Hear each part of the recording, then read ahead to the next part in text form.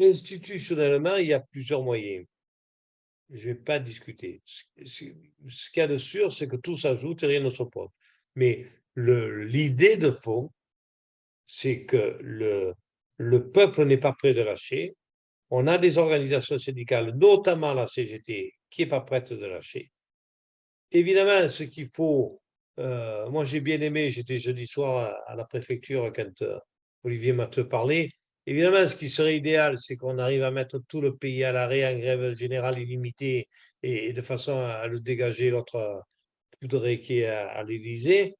Si on n'y arrive pas pour des questions financières, pour des questions de rapport de force, pour des questions de modification des structures des entreprises, etc., la CGT, qu'est-ce qu'elle dit? Elle dit, on sait, vous, les travailleurs qui savez là où ça peut faire mal, faites preuve de créativité, empêchez de produire, empêchez de gagner du fric.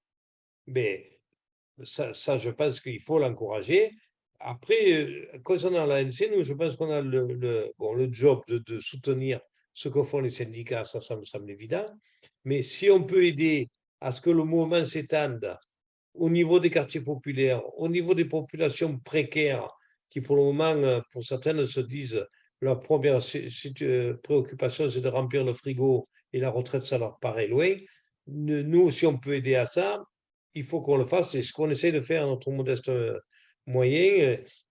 Voilà, il faut qu'on aide à ce que le mouvement il prenne de l'ampleur, il s'élargisse encore. Et d'autant qu'il y a vraiment des gens, je le sens, hein, moi, des gens qui sont déterminés. Il faut pas faire ce qu'il veut. Tant qu'il ne retire pas son projet, je me battrai. Donc, il faut qu'on s'appuie là-dessus. Les rassemblements spontanés dont on parle, je ne sais pas s'ils sont spontanés, pas spontanés, mais en tout cas, le fait qu'il y ait des rassemblements tous les jours, ce climat de colère, ça montre bien qu'on a de la ressource et qu'on peut encore marquer des points.